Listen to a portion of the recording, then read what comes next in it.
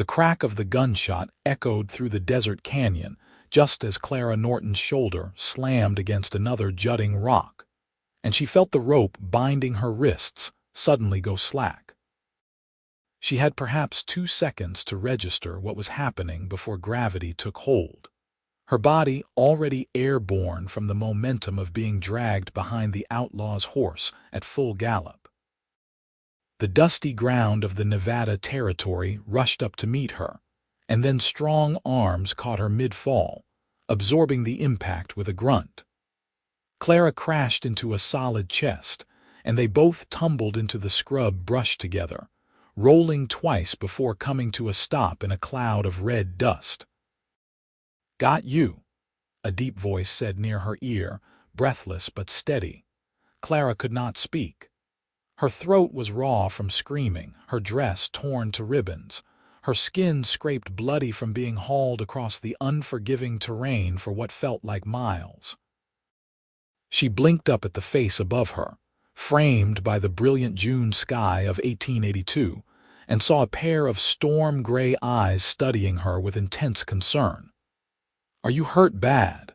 the cowboy asked, already pulling a canteen from his belt. His hands were gentle as he helped her sit up, supporting her weight when she swayed. "Can you talk?" Clara tried to form words, but only a hoarse rasp emerged.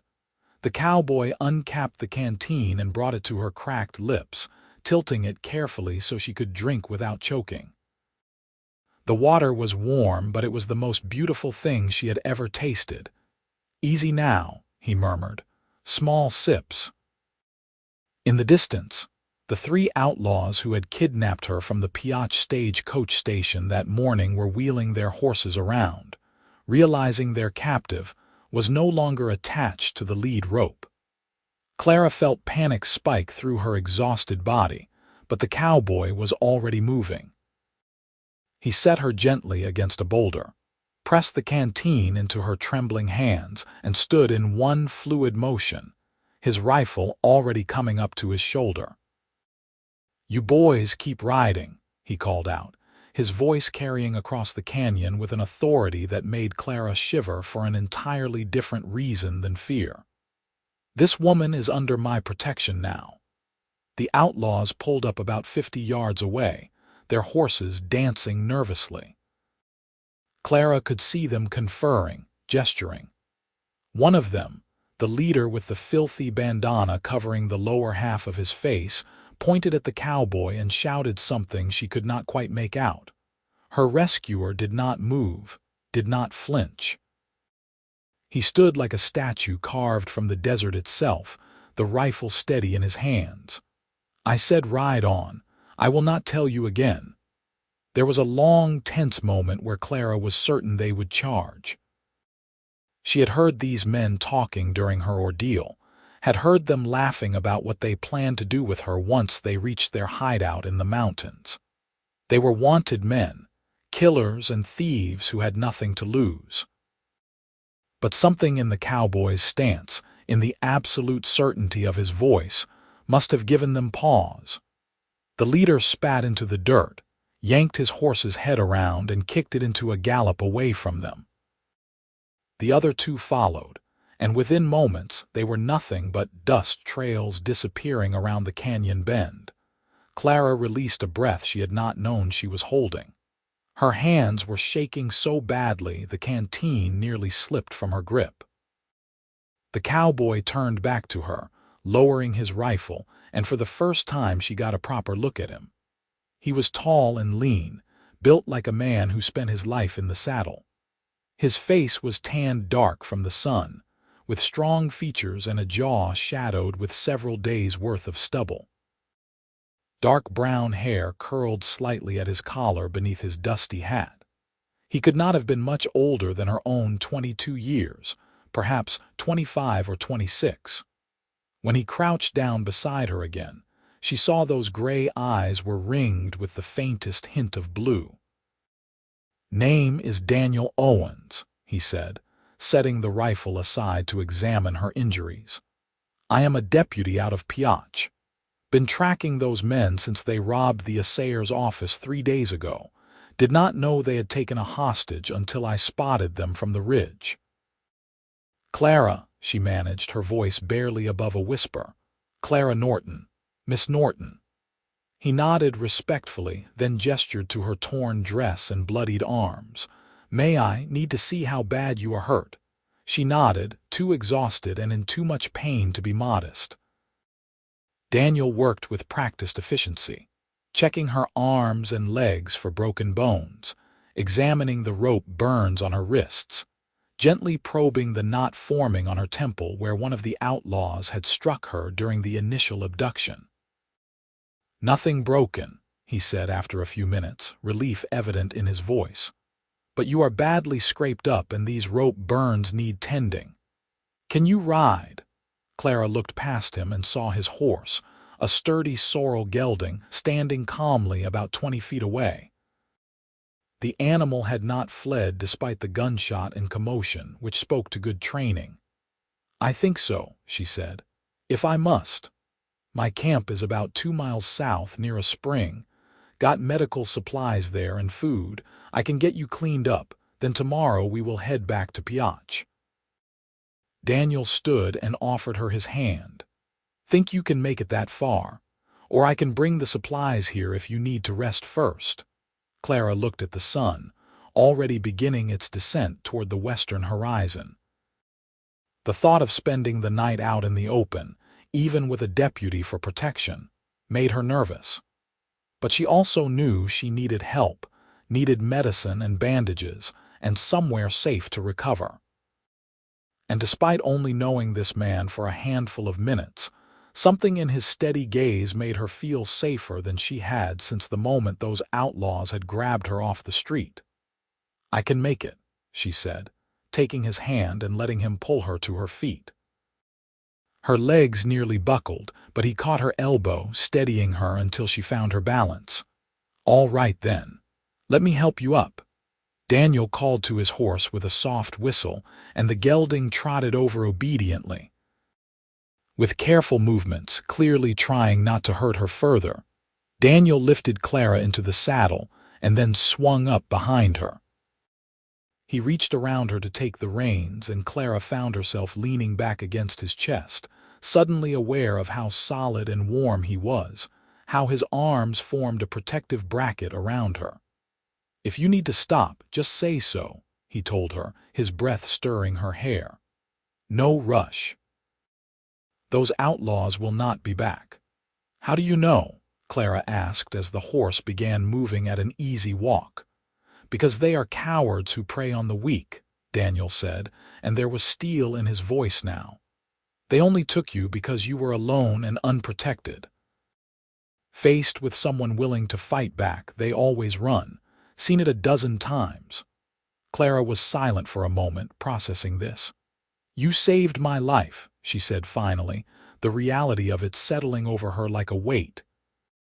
If you had not found me when you did, they would have. Her voice broke and she could not finish the sentence. Daniel's arms tightened slightly around her just for a moment. But I did find you, he said quietly. And you are safe now. That is what matters. They rode through the desert landscape in silence after that, the horse picking its way carefully between sagebrush and creosote. Clara watched the shadows lengthen across the red rock formations, the way the light turned everything golden and amber. Despite the pain radiating through her body, despite the horror of the morning, she felt oddly peaceful. Perhaps it was shock or exhaustion, or simply the comfort of human kindness after human cruelty. The spring Daniel had mentioned turned out to be a small oasis tucked into the base of a rocky outcropping, with a few cottonwood trees providing shade and a clear pool of water bubbling up from underground. He had made camp under the largest tree, and Clara could see his bedroll, saddle, and saddlebags arranged neatly, a fire ring constructed from stones. Daniel dismounted first, then helped Clara down with the same careful gentleness he had shown since catching her. Her legs felt like jelly, and she was grateful when he guided her to sit on a flat rock near the fire ring. "Let me get a fire going and heat some water," he said, already moving to gather kindling. "Then I will clean those wounds properly." Clara watched him work, struck by the efficiency of his movements. He had clearly spent significant time living rough, knew exactly what needed to be done and in what order. Within 15 minutes, he had a small fire crackling and a pot of water heating over it. He pulled a clean shirt from his saddlebag and tore it into strips for bandages, then retrieved a small brown bottle from his medical supplies. "This is going to sting," he warned as he knelt beside her with a damp cloth, and the bottle, which she could now see was carbolic acid solution. "But it will keep infection from setting in." Clara braced herself, but still gasped when he began cleaning the worst of the abrasions on her arms. True to his word, it stung fierce enough to bring tears to her eyes. But Daniel worked as quickly as he could, his touch gentle despite the necessary pain he was causing. "Tell me about yourself," he said as he worked, clearly trying to distract her. "What brought you to Pioche?" Clara took a shaky breath, grateful for something else to focus on. "I came to teach," she said. "The town needs a schoolteacher, and I answered their advertisement.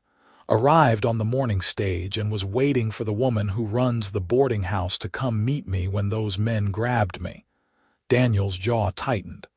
"They saw an opportunity and took it. Scum like that always do." He finished with her arms and moved to her wrists, carefully bandaging the rope burns. "Where are you from originally?" "Sacramento," Clara said. "But I wanted adventure, wanted to see more of the West. My mother thought I was insane for leaving." "Are you?" Daniel asked, and there was the ghost of a smile on his lips now. "Insane?" Despite everything, Clara found herself almost smiling back. "The jury is still out on that question." He chuckled, a low, warm sound that made something flutter in her chest. "Well, Miss Norton, I think you might be one of the bravest women I have ever met. Not many could survive what you went through today and still have their sense of humor intact." "I do not feel brave," Clara admitted. "I feel terrified and exhausted and like I might fall apart if I think too hard about what almost happened." Daniel paused in his bandaging to look up at her, his gray eyes serious. "Then do not think about it. Not right now. Right now, you just focus on healing. The rest will sort itself in time." There was something in his voice, some hint of personal experience that made Clara study him more closely. "You sound like you know something about that." "Maybe I do," he said, returning his attention to her wrists. "I have seen my share of hard things in this work. You learn to take it one day at a time, one moment at a time. Otherwise it will crush you." He finished bandaging her wrists and moved on to the cut on her temple, cleaning it with the same careful attention. Clara found herself acutely aware of how close his face was to hers, how she could see the exact shade of his eyes in the firelight, the small scar on his chin, the way his lashes cast shadows on his cheeks. "You are very good at this," she said quietly. "The doctoring, I mean." "Had to learn," Daniel replied. "Out here, you do not always have access to a physician when you need one. Every lawman picks up basic medical skills or he does not last long. How long have you been a deputy?" 3 years come August. "Before that, I was ranching up near Carson City, but my father died and the ranch went to my older brother. I needed to make my own way, so I pinned on a badge. Do you like it?" "The work?" Daniel sat back on his heels, considering the question. "Some days. It is hard, seeing the worst of what people can do to each other. But when you can help someone, can make a difference, stop bad men from hurting good people," he met her eyes. "Yeah. Those days I like it just fine." Clara felt warmth spread through her chest that had nothing to do with the fire. "I am very glad you chose this work, Deputy Owens, else I would not be here having this conversation." His expression softened. "I am glad, too, Miss Norton." They held each other's gaze for a long moment, something unspoken passing between them in the desert twilight. Then Daniel cleared his throat and stood, moving to his saddlebags. "You must be hungry. I have got some jerky and hardtack, and I can make coffee. Not exactly a feast, but it will keep you going." Clara's stomach chose that moment to growl loudly, and she pressed a hand to it, embarrassed. She had not eaten since yesterday evening, had been too nervous about her arrival in Pioche to have breakfast that morning. "That sounds wonderful, actually." As Daniel prepared a simple meal, Clara took the opportunity to wash her face and hands in the spring, grimacing at her reflection in the still water. She looked like she had been through a war, with bruises forming on her cheekbone and jaw, her hair a tangled disaster, her dress beyond salvaging. But she was alive, and that was something. They ate sitting by the fire, passing the canteen back and forth, and Clara found herself relaxing despite the day's trauma. Daniel had an easy way about him, a quiet confidence that made her feel safe. He told her stories about Pioche, about the silver mines that had brought the town into existence just over a decade ago, about the characters who called the rough mining town home. "It is not Sacramento," he admitted. "Rough as they come, honestly. More than 70 killings in the last 10 years, and that is just the ones we know about. But there are good people there too, families trying to make an honest living. And the mines are still producing, so the town is not going to dry up and blow away anytime soon." "You are not exactly selling it," Clara said wryly, nibbling on a piece of jerky. Daniel grinned, and it transformed his whole face, made him look younger and almost boyish. "Just being honest. Want you to know what you are getting into. Teaching in a mining town is not going to be like teaching in Sacramento." "I did not come all this way for easy," Clara said. "I came because I wanted to make a difference, wanted to do something that mattered. If the children there need a teacher, then I want to be that teacher." "They do need one," Daniel confirmed. "Last one only lasted 4 months before she gave up and headed back east. The mining company owners have been desperate to find a replacement. Families will not stay if there is no school for their children." "Then I suppose they are stuck with me," Clara said firmly. "I do not give up easily." Daniel studied her in the firelight, something like admiration in his eyes. "No, I do not imagine you do." As the darkness deepened and the desert air turned cool, Daniel gave Clara his bedroll despite her protests, insisting he would be fine with just his saddle blanket.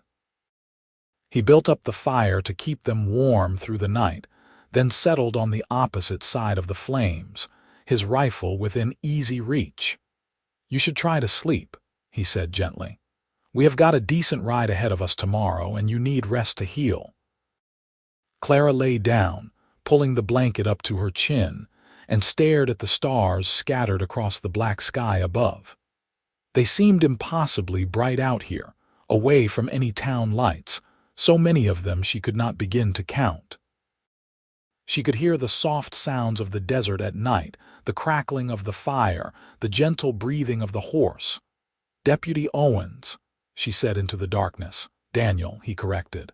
"Just Daniel, Daniel," she repeated, liking the way his name felt on her tongue.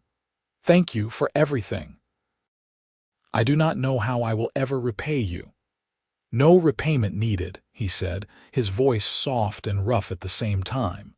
"Just glad I was in the right place at the right time. Now get some sleep, Clara."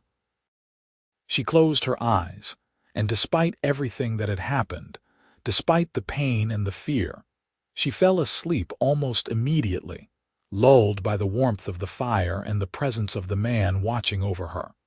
Clara woke to the smell of coffee and the pale light of dawn painting the eastern sky. Every muscle in her body ached, and the scrapes and bruises from yesterday had stiffened overnight. She sat up slowly, wincing, and found Daniel already up, tending to the fire and making breakfast. "Morning," he said, glancing over at her. How are you feeling?" "Like I was dragged behind a horse," Clara said, then let out a weak laugh at her own dark humor. "But alive, so I will take it." Daniel poured her a cup of coffee and brought it over, along with more jerky and a tin of beans he had heated over the fire. "Eat what you can. We will head out as soon as you are ready. Should make Pioche by late afternoon if we keep a steady pace." They broke camp efficiently, Daniel packing everything with the same methodical care he seemed to approach everything. Clara tried to help but found her movements stiff and painful. He waved her off gently, insisting she save her strength for the ride. The journey back to Pioche took them through increasingly rugged terrain, following rough trails that wound between rocky outcrops and through valleys dotted with sagebrush.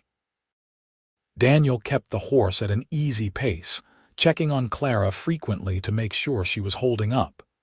She spent most of the ride leaning against him, drawing comfort from his steady presence. They talked as they rode, sharing more about their lives.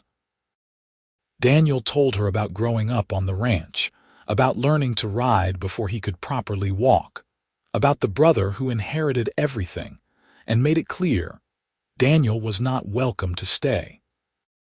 Clara told him about her childhood in Sacramento, about losing her father to cholera when she was 15, about working as a seamstress to help support her mother and younger sisters, until she could afford to attend normal school and earn her teaching certificate. "Your family must miss you," Daniel said. "They do," Clara admitted. "But my sisters are old enough to work now, and my mother has a new husband who provides well for them. I wanted something of my own, you know, not just to be someone's daughter or sister. I wanted to make my own mark." "I understand that," Daniel said quietly. "More than you know." The sun was beginning its descent when they finally crested a ridge and Clara saw Pioche spread out in the valley below. It was larger than she had expected, a sprawling collection of buildings clustered around the mines that dotted the hillsides. She could see the main street, the various businesses and houses, the mine works with their tall wooden structures. "Home, sweet home," Daniel said with a touch of irony. "Such as it is." As they rode into town, Clara noticed people stopping to stare. She supposed they made quite a sight, her in her torn and bloodied dress, clearly injured, riding with the deputy. Daniel guided the horse straight to a 2-story building with a sign reading Dr. Webb, physician and surgeon. "Let me get you properly looked at," he said, helping her down from the horse. "Want to make sure I did not miss anything." The doctor, a middle-aged man with kind eyes and graying hair, took one look at Clara and ushered her inside. Daniel followed, giving a succinct account of what had happened. Dr. Webb examined her thoroughly, praising Daniel's field care, and applied fresh bandages and a salve that felt blessedly cooling on her scraped skin. "You are a very lucky young woman," the doctor said. "Another few miles and things could have gone much worse. You will be sore for a week or more, but everything should heal up fine. Keep those bandages clean and change them daily." While Clara was being examined, Daniel had sent word to the boarding house, and by the time they emerged from the doctor's office, a plump woman in her 50s was hurrying up the street toward them. "You must be Clara Norton," the woman said breathlessly. "I am Margaret Hayes. I run the boarding house. I am so sorry, dear girl. I was delayed yesterday morning helping with a difficult birth, and by the time I got to the stage station, you were gone. When they told me you had been taken by outlaws, I feared the worst." "Thanks to Deputy Owens, I am fine," Clara said, smiling at Daniel. "Well, not fine exactly, but alive and getting better."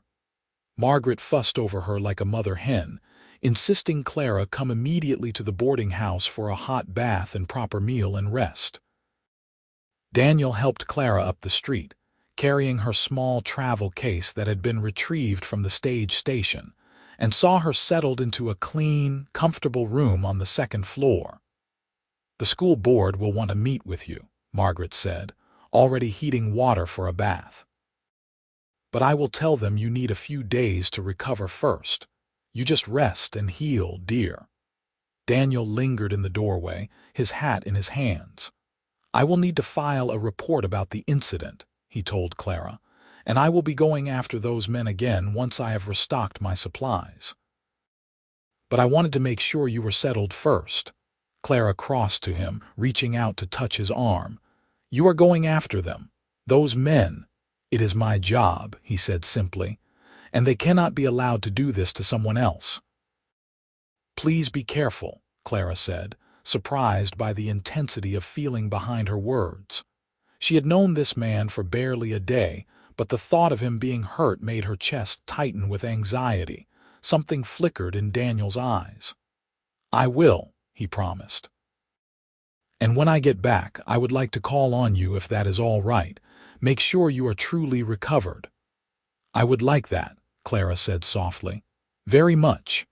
He smiled, that same smile that lit up his whole face, and Clara felt her heart skip a beat. Then he settled his hat back on his head, tipped it to Margaret, and was gone. The next few days passed in a blur of rest and recovery. Clara spent most of her time in bed, letting her body heal, while Margaret brought her meals and fresh bandages and filled her in on the intricacies of Pioche society. The school board came to visit, assuring her that the teaching position was still hers whenever she felt ready to start, and several prominent families stopped by to welcome her to town. But Clara found her thoughts returning again and again to Daniel. She wondered where he was, if he was safe, if he had caught up with the outlaws who had taken her. Margaret mentioned that he had left town 3 days after bringing Clara in, riding out alone before dawn with extra ammunition and provisions. He is a good man, that one, Margaret said, noticing Clara's distraction. Bit of a loner, keeps to himself mostly, but fair and honest and braver than most. Half the women in town have tried to catch his attention, but he never seems interested. Clara felt a flutter of something that might have been jealousy, which was ridiculous. She barely knew Daniel Owens, but she could not shake the memory of how safe she had felt in his arms, how his smile had made her feel warm all over, how his kindness had been like water in the desert. A week after arriving in Pioche, Clara felt well enough to venture outside.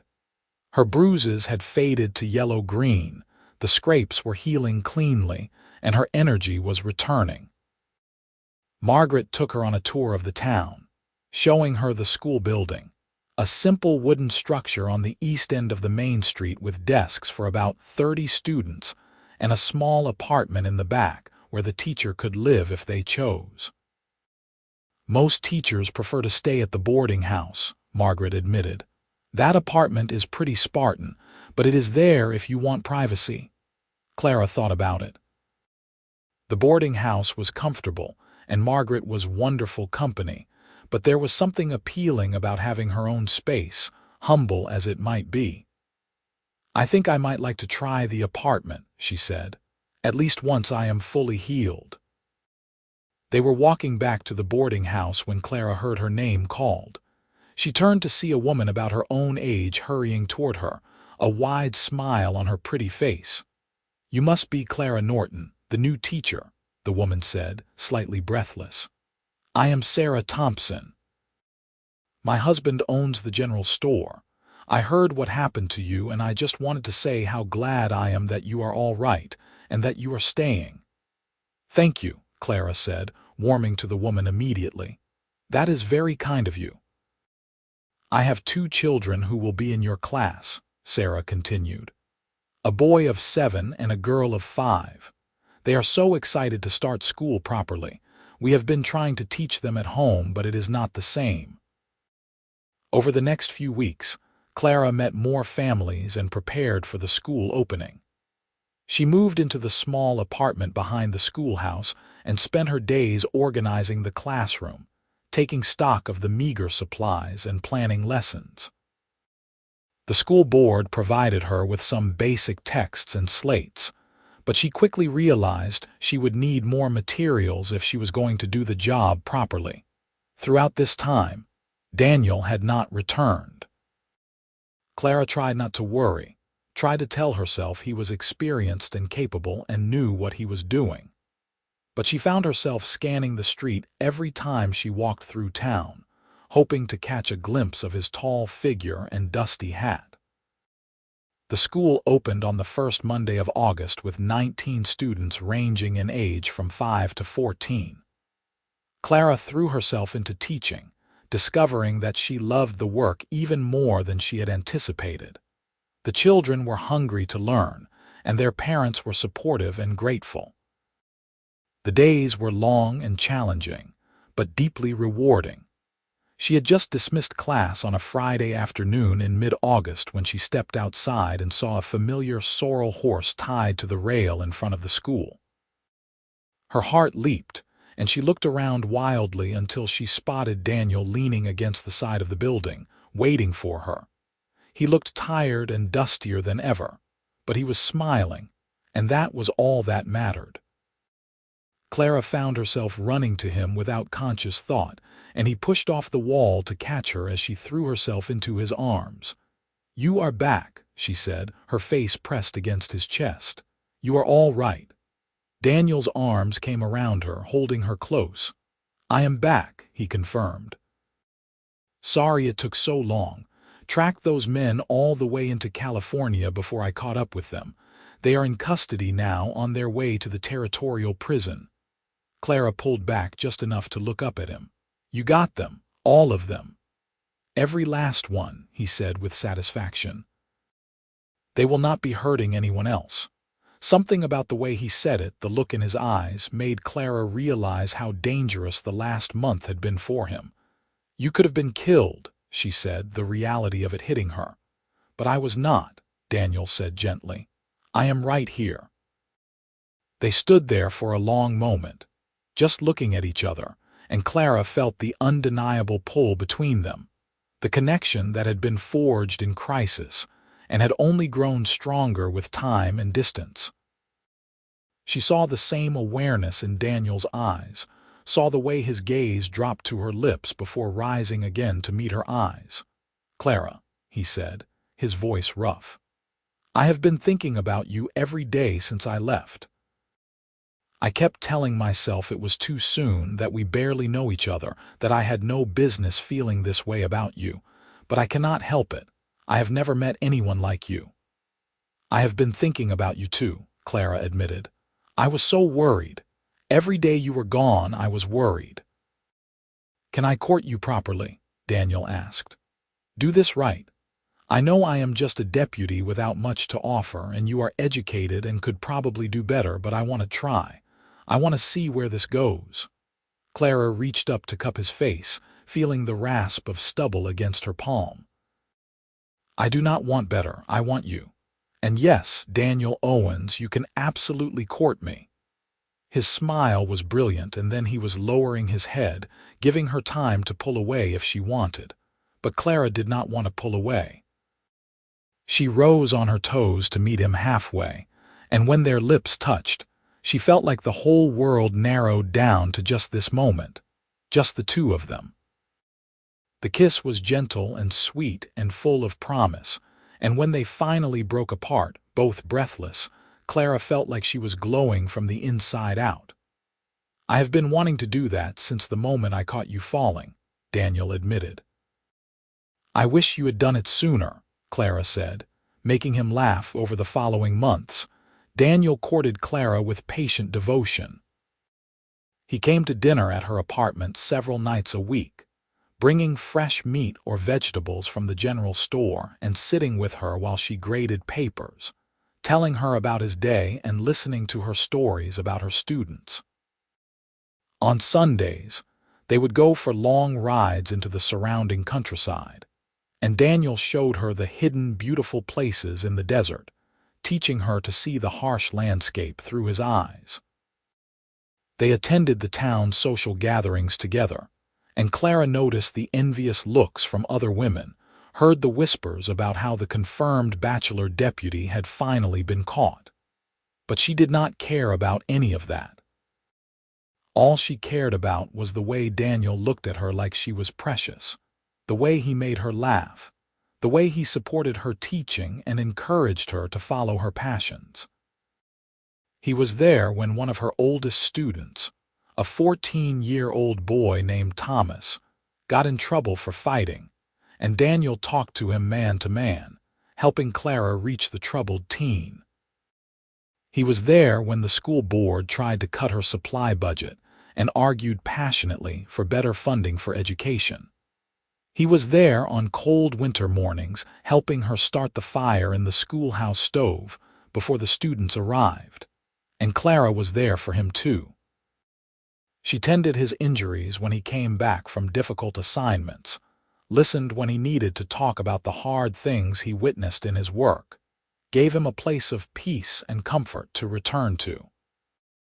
She made his favorite meals and mended his shirts and kept a light burning in her window on the nights he had to work late, a beacon guiding him home.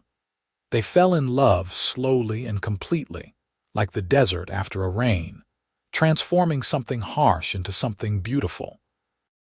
It was a warm evening in April of 1883, nearly a year after the day they met, when Daniel showed up at Clara's door with an unusually nervous expression on his face. She let him in, concerned, and he took both her hands in his. "I need to ask you something," he said. "And I am going to do this properly, even though my hands are shaking, and I feel like a green boy instead of a grown man." Clara's heart started racing as Daniel knelt down on one knee, pulling a small box from his pocket. Inside was a simple gold band with a small garnet stone set into it. "Clara Norton, you are the bravest, kindest, smartest woman I have ever known," Daniel said, his gray eyes intense on hers. "You have made this town better just by being in it, and you have made my life better in every possible way. I know I am just a deputy with uncertain prospects, and I know you deserve someone who can give you more, but I love you with everything I have. Will you marry me?" "Yes," Clara said without hesitation, tears streaming down her face. "Yes, of course I will marry you, and you are wrong, Daniel. You are not just anything. You are everything." His hands were shaking as he slipped the ring onto her finger, and then he was standing and pulling her into his arms, kissing her with such fierce joy that she felt breathless. They held each other for a long time, laughing and crying at the same time, already planning their future together. They were married in June of 1883, exactly 1 year after Daniel had shot the rope and caught her fall. The whole town turned out for the ceremony, which was held in the schoolhouse since Pioche did not yet have a proper church. Margaret cried through the whole service, and Sarah Thompson helped Clara get ready, lending her a beautiful white dress that had been her own wedding gown. As Clara walked down the makeshift aisle toward where Daniel stood waiting for her, she thought about everything that had brought them to this moment. The terror of that day, the pain and fear, but also the incredible fortune of being found by the right man at the right time. Daniel had saved her life that day, but she had saved his too in a different way, giving him a home and a heart to return to. When the minister pronounced them husband and wife, Daniel kissed her like he would never let her go, and the whole schoolhouse erupted in cheers and applause.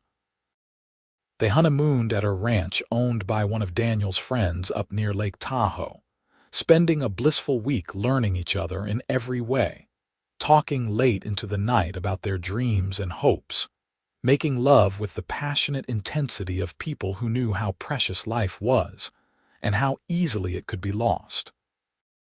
When they returned to Pioche, they moved into a small house on the edge of town that Daniel had been saving up for. It needed work, but they tackled it together, painting walls and mending fences and planting a garden. Clara continued teaching, and Daniel continued his work as deputy, and they built a life together that was simple but deeply fulfilling. In the spring of 1884, Clara discovered she was pregnant. Daniel was overjoyed, fussing over her constantly and worrying about every little thing. She laughed at his concern but secretly loved how attentive he was. The pregnancy was not easy in the summer heat of the Nevada desert, but Daniel was there for every moment, bringing her cool water and rubbing her swollen feet and reading to her in the evenings. Their son was born in December of 1884, a healthy baby boy with his father's gray eyes and his mother's dark hair. They named him James, after Daniel's father, and he became the center of their world. Clara took a few months off from teaching, but by the following autumn she was back in the classroom, with Margaret happily watching James during school hours. Life continued in this pattern, busy and full and happy. Daniel was promoted to sheriff in 1886, a recognition of his years of dedicated service. Clara's school grew as more families moved to Pioche, and she became known throughout the territory as an excellent educator. Parents sent their children to Pioche specifically so they could study under Mrs. Owens. In 1887, they had a daughter they named Elizabeth, a tiny thing with blonde curls and her father's smile. James adored his baby sister, appointed himself her protector from day one. Daniel proved to be as devoted a father as he was a husband, spending every free moment with his children, teaching James to ride and reading stories to Elizabeth before bed. The years passed with the comfortable rhythm of a happy family. There were challenges, of course. The silver mines began to play out in the early 1890s, and Pioche's population declined. Several families moved away, and Clara's school shrank from 40 students to 20. But the families who remained were committed to staying, and Clara adapted her teaching to the smaller classes. Daniel faced his own challenges as sheriff, dealing with the rougher elements that tended to drift through a declining mining town. There were nights when Clara lay awake worrying until she heard his footsteps on the porch. But he always came home to her, and they would hold each other tight, grateful for another day together. In 1893, they had a third child, another son they named Thomas Daniel. He was born with his mother's determination and his father's calm nature, and he completed their family in a way that felt perfect. James was 9 now, Elizabeth 6, and they both doted on their baby brother. Clara eventually stepped back from full-time teaching when Thomas was born, though she still tutored students privately and served on the school board. Daniel talked about retiring from law enforcement, maybe taking up ranching or trying his hand at prospecting, but they were in no rush. They had time, they had each other, and that was enough. The town continued to change around them. By 1895, Pioche was a shadow of its former self, the mines largely exhausted. Many buildings stood empty, and the main street that had once been crowded with activity was often quiet. But for Clara and Daniel, it was still home. This was where they had met, where they had fallen in love, where they had built their life together. They would sometimes ride out to the canyon where Daniel had rescued Clara all those years ago. The children loved these excursions, begging their father to tell the story of how he had saved their mother. Daniel would oblige, making it exciting and dramatic, and Clara would add her own perspective. The children never tired of hearing how their parents had met, this grand romantic adventure that had started their family. As the century drew to a close, Clara and Daniel found themselves settling into a different phase of life. James was 17 now and talking about studying law. Elizabeth was 14 and showing signs of wanting to be a teacher like her mother. Thomas was a rambunctious 7-year-old who wanted to be a sheriff like his father. The house that had once seemed so small now felt full and alive with the energy of their growing children. One evening in the summer of 1899, Clara and Daniel sat on their porch watching the sunset paint the desert in shades of gold and crimson. The children were inside doing their evening chores, and for a moment, it was just the two of them, like it had been all those years ago around a campfire. "Do you ever wonder what your life would have been like if I had not found you that day?" Daniel asked, his arm around her shoulders. Clara leaned into him, breathing in the familiar scent of leather and sage that always clung to him. "I try not to," she admitted, "but sometimes I do. And then I am grateful all over again for that impossible timing, for you being in exactly the right place at exactly the right moment." "I think about it too," Daniel said quietly. "About how easily I could have been an hour later, a mile farther south. About how I almost did not take that assignment at all. And then I think about everything I would have missed. You, our children, this life we have built. It makes me believe in fate or providence or whatever you want to call it." "I call it love," Clara said, turning to kiss him. "I call it love and luck and being brave enough to hold on when you catch something precious." Daniel smiled against her lips. "You are the poet in this family, not me." "And you are the hero in this family," Clara countered. "My hero, you always will be." They sat together as the light faded, comfortable in their silence, secure in their love. Behind them, they could hear their children laughing about something, the sounds of a family and a home and a life well lived. The new century dawned with all its promise and uncertainty, but Clara and Daniel faced it together, as they had faced everything for nearly 2 decades. James left for university in California in 1901, writing home faithfully every week. Elizabeth began helping Clara with the tutoring, showing a natural gift for teaching. Thomas declared he was going to be the best sheriff Nevada had ever seen, and Daniel began teaching him all the skills he would need. In 1905, James returned to Pioche with a law degree and immediately set up a practice. He married a lovely young woman named Margaret, after the woman who had taken such good care of his mother all those years ago. They gave Clara and Daniel their first grandchild in 1907, a baby girl they named Clara. Elizabeth followed in her mother's footsteps, becoming the new head teacher at Pioche School in 1906 when the previous teacher retired. She was courted by a young mining engineer named Robert, and they married in 1908. Thomas, true to his word, became a deputy in 1910 and worked alongside his father, who was still serving as sheriff despite being in his 50s. Through all these changes, through the passage of time and the evolution of their family, Clara and Daniel remained the constant center, the love story that had started with a gunshot and a leap of faith. They grew older together gracefully, their love deepening with each passing year, each shared joy and sorrow, each grandchild and milestone. They never left Pioche, even as the town continued to decline. This was their home, their place, where their story had begun and where they wanted it to end. They had transformed a rough mining town into a real community, had raised children who were good and kind and brave, had built something lasting out of a moment of crisis.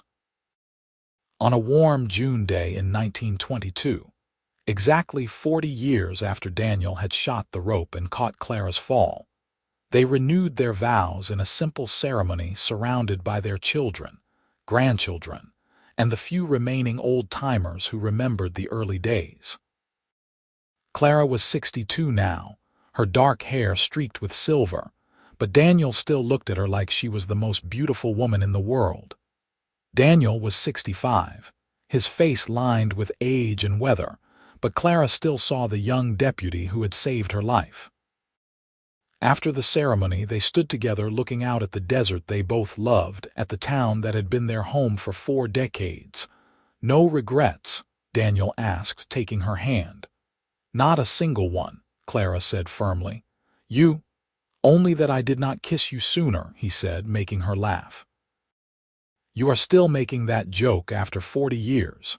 It will be funny for 40 more, Daniel promised, pulling her close. And it was. They lived to see more grandchildren and eventually great-grandchildren. They watched the town of Pioche reinvent itself, watched Nevada change and grow. But through it all, they had each other, and that had always been enough.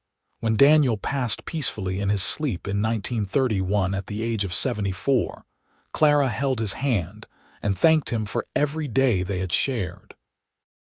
When Clara followed him 6 months later, as if she could not bear to be parted from him for long, their children buried them side by side in the Pioche cemetery, their headstones facing the desert they had both loved. Their grandchildren would tell the story to their own children and grandchildren, the romantic tale of how their great-grandmother had been dragged behind a horse by outlaws, how their great-grandfather had shot the rope and caught her fall, how that single moment had blossomed into a love that lasted 50 years and created a legacy of kindness and courage that would ripple through generations. It was a story of the Wild West, of danger and rescue, of a split-second decision that changed 2 lives forever. But more than that, it was a story about love, about 2 people finding each other against impossible odds and choosing every day to build something beautiful together. It was a story about how sometimes the worst moments of our lives can lead to the best ones, how crisis can forge connections that last a lifetime, how being brave enough to fall and brave enough to catch someone can create something that endures long after we are gone. And in Pioche, Nevada, where the desert wind still whispers through the canyons and the old mine stands silent sentinel over the valley, their story lives on, a reminder that true love is not just about grand gestures and perfect moments, but about showing up every day, about choosing each other again and again, about catching someone when they fall and never letting go.